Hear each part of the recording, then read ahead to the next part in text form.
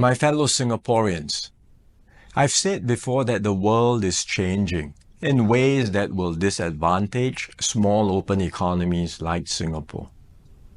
Some had previously questioned this assessment, but the recent Liberation Day announcement by the US leaves no room for doubt. It marks a seismic change in the global order. The era of rules-based globalization and free trade is over.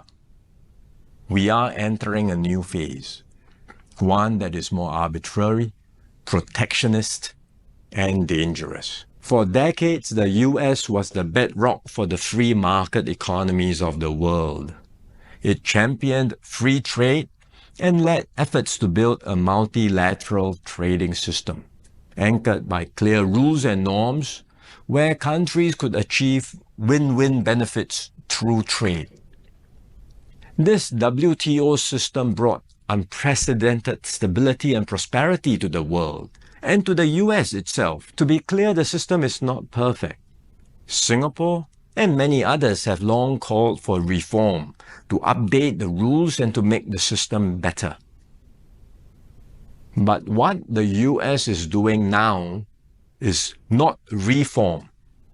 It is abandoning the entire system it had created. Its new approach of reciprocal tariffs, country by country, is a complete rejection of the WTO framework. The US has placed Singapore in the lowest base tier with a tariff of 10%. So the direct impact on us may be limited for now, but there are wider and more profound consequences. If other countries adopt the same approach as the US, abandoning the WTO and trading only on their own preferred terms, country by country, it will spell trouble for all nations, especially small ones like Singapore. We risk being squeezed out, marginalized, and left behind. We can also expect a strong global response to America's tariffs. Singapore has decided not to impose retaliatory tariffs, but other countries may not exercise the same restraint. The likelihood of a full-blown global trade war is growing. The impact of the higher tariffs, plus the uncertainty of what other countries may do next, will weigh heavily on the global economy. International trade and investments will suffer, and global growth will slow.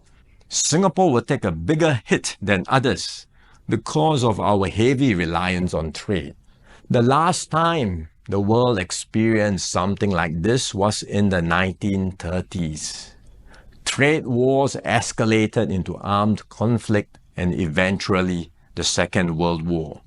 No one can say how the current situation will unfold in the coming months or years.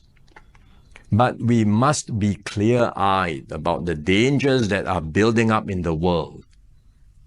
Global institutions are getting weaker. International norms are eroding. More and more countries will act based on narrow self-interest and use force or pressure to get their way. This is the harsh reality of our world today. We will stay vigilant.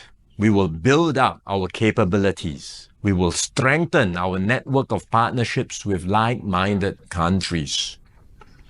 We are more ready than many other countries with our reserves, our cohesion, and our resolve. But we must brace ourselves for more shocks to come. The global calm and stability we once knew will not return anytime soon.